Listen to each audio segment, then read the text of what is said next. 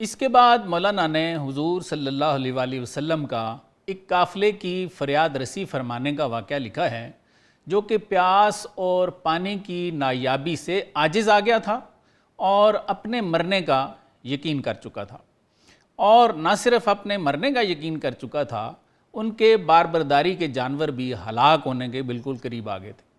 آئیے مولانا کی زبان سے جانتے ہیں۔ مولانا لکھتے ہیں، اندراں وادی گروہ از عرب، خشک شد از کہتے باراں شاں کرب۔ مولانا فرماتے ہیں کہ اس وادی میں عرب کے ایک گروہ کی مشقیں بارش کے قید کی وجہ سے بالکل خشک ہو گئی تھی۔ درمیانے آں بیاباں ماندہ، کاروانے مرگ بر خود خواندہ۔ یہ قافلہ فرماتے ہیں کہ اس بیابان میں رہ گیا تھا اور انہوں نے اپنی موت کو دعوت دے ہی دی تھی۔ ناگہانے آں مغی سے ہر دو کون، مصطفیٰ پیدا شد از راہ بہریون۔ مولانا فرماتے ہیں کہ اچانک دونوں جہانوں کے فریاد رس محمد مصطفیٰ صلی اللہ علیہ وآلہ وسلم مدد کے لیے راستے سے نمودار ہو گئے۔ دید آنجا کاروانے بس بزرگ، برطف ریگ و رہے ساب و سترگ۔ یعنی سرکار نے وہاں پر ایک بہت بڑا قافلہ دیکھا جو ریت کی گرمی اور دشوار گزار خطرناک راستے پر پڑا ہوا تھا۔ اشترانے شاں زباں آویختہ، خلق اندر ریت ہر سو ریختہ۔ فرماتے ہیں کہ ان کے اونٹوں کی زبانیں لٹکی ہوئی تھیں اور لوگ ریت میں ہر جانب گرے ہوئے تھے۔ رحم شامد گفت ہی زود تر روید، چند بارے سوئے آں کسمہ دوید۔ حضور صلی اللہ علیہ وآلہ وسلم کو ان پر رحم آ گیا۔ آپ نے فرمایا خبردار جلدی جاؤ اور چند بار ان ریت کے ٹیلوں کی طرف دوڑو کہ سیاہ برشتر مشکاورد، سوئے میر خود بزودی می برد۔ سرکار نے ارشاد فرمایا کہ ایک حبشی اونٹ پر پانی کی مشک لا رہا ہے اور اسے اپنے آقا کی جانب تیزی سے لے کر جا رہا ہے۔ آن شتر بانے سیارہ با شتر، سوئے من آرید با فرمان مر۔ حضور صلی اللہ علیہ وآلہ وسلم نے ارشاد فرمایا کہ اس حبشی اونٹ والے کو بما اونٹ سختی سے میرے اس تلخ حکم کے مطابق میرے پاس لے آؤ۔ سوئے کسباں آمدن آن طالباں، بعد یک ساد بدیدن آن چنا۔ وہ پانی تلاش کرنے والے ان ٹیلوں کی جانب دوڑ گئے اور تھوڑی دیر کے بعد انہوں نے ویسا ہی دیکھا۔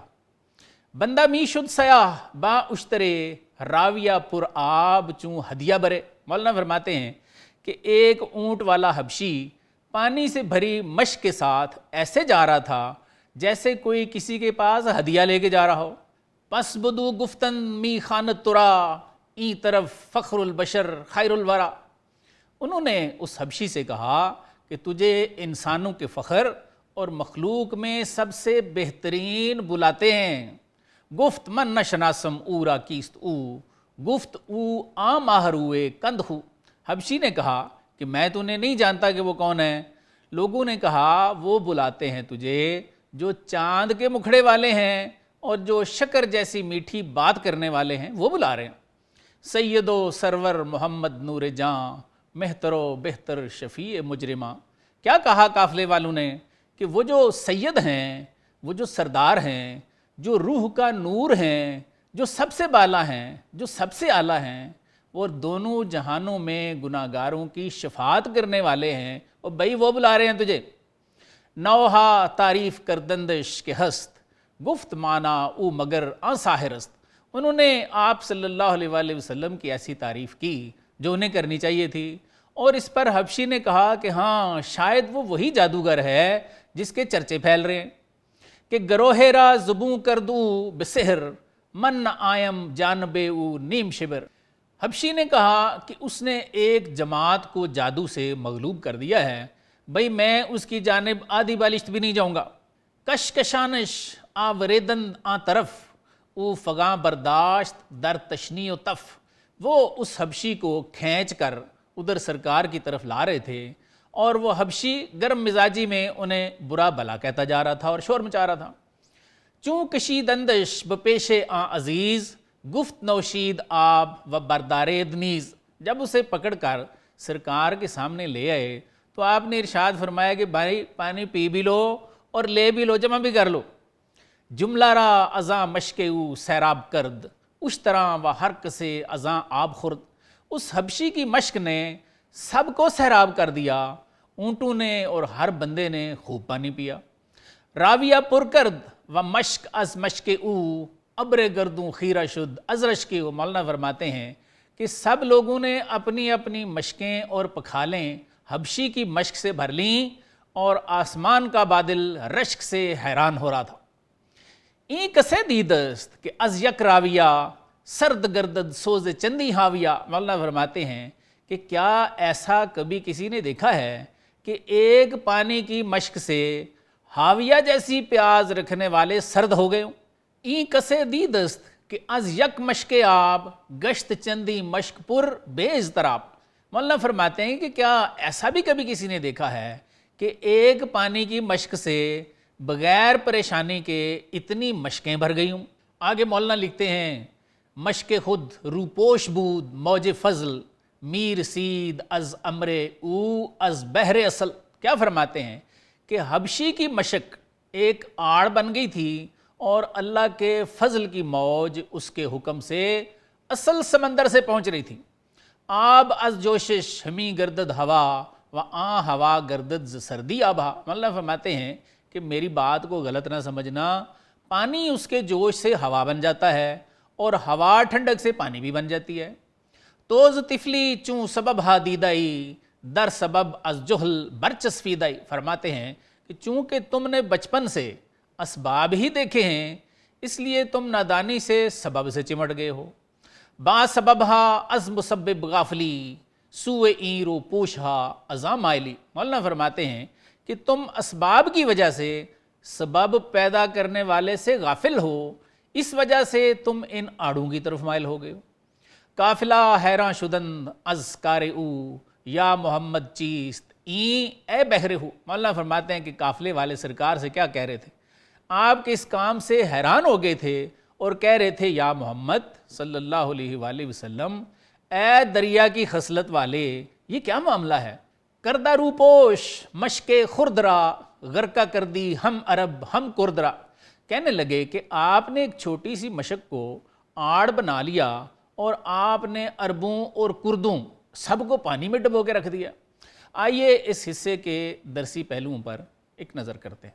مولانا نے ہمیں ایک قافلے کا واقعہ سنایا ہے جو ایک بیابان میں سخت گرمی میں پھنس چکا تھا۔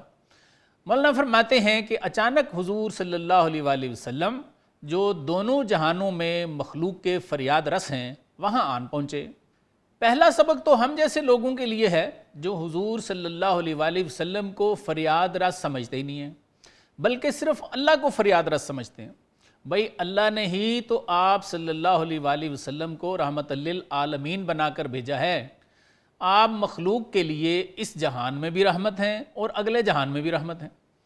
اس جہان میں رحمت کا یہ ایک چھوٹا سا واقعہ مولانا نے لکھا ہے کہ بیابان میں پھنسے ہوئے لوگوں کو اللہ نے سرکار کے وسیلے سے پانی مہیا کر دیا، اور اگلے جہان میں آپ اپنی شفاعت سے لوگوں کو آزاد کروائیں گے۔ اگر حضور صلی اللہ علیہ وآلہ وسلم کی اطاعت اللہ ہی کی اطاعت ہے تو آپ کی فریاد رسی بھی اللہ ہی کی فریاد رسی ہے۔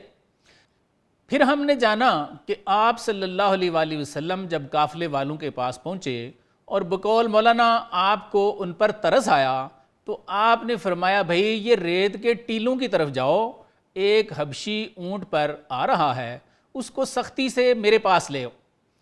پھر وہ قافلے والے جب ٹیلوں کی طرف گئے تو انہوں نے واقعی ایک حبشی کو پانی کی مشق لے کر آتے ہوئے پایا۔ دوسرا سبق اس واقعے میں یہ ہے کہ آپ صلی اللہ علیہ وآلہ وسلم کو اللہ تعالیٰ غیبی باتوں پر مطلع فرماتے۔ آپ صلی اللہ علیہ وآلہ وسلم نے غیب کی بات بتائی کہ جاؤ ٹیلوں کی طرف دیکھو، اور وہ بات سچ ثابت ہوئی۔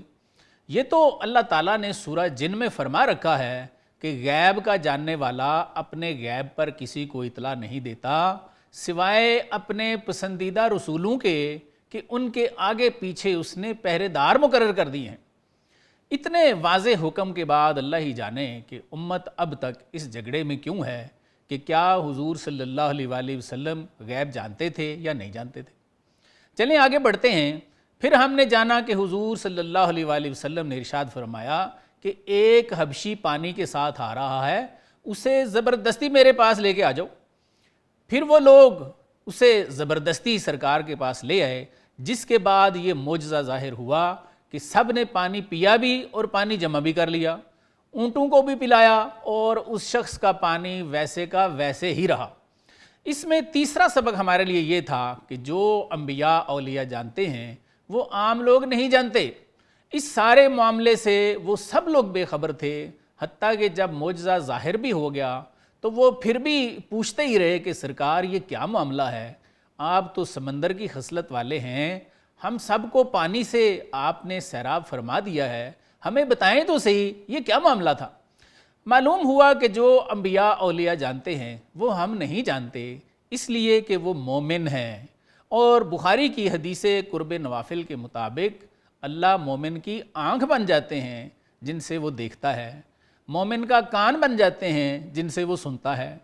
इस पे आप खुद ही सोच लेना कि अल्लाह जिसकी आँख बन जाए तो अल्लाह की आँख कहाँ तक देख सकती है, और जिसका कान अल्लाह बन जाए तो ये भी सोच लेना कि अल्लाह का कान कहाँ तक सुन सकता है।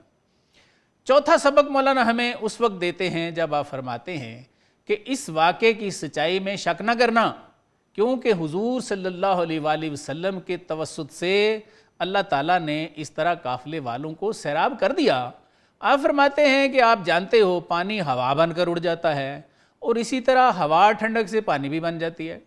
आप फरमाते हैं कि आप लोगों ने चूँकि बचपन से असबाब पर नज़र रखी है, इसलिए तुम असबाब से चिमट गए हो और मुसब्बिब यानी असबाब पैदा करने वाले से गाफिल हो गए हो। मौलाना हमें ये फरमाते हुए नज़र आते हैं कि अल्लाह ताला सबब से करें या बग़ैर सबब के करें, वो हर चीज़ पर कादिर हैं, जैसे मर्ज़ी कर लें। मुअज्ज़ा और करामत दोनों ज़ात के अपने फ़ेल होते हैं, जिसमें जब चाहें जिधर चाहें तसर्रुफ़ फरमा सकते हैं।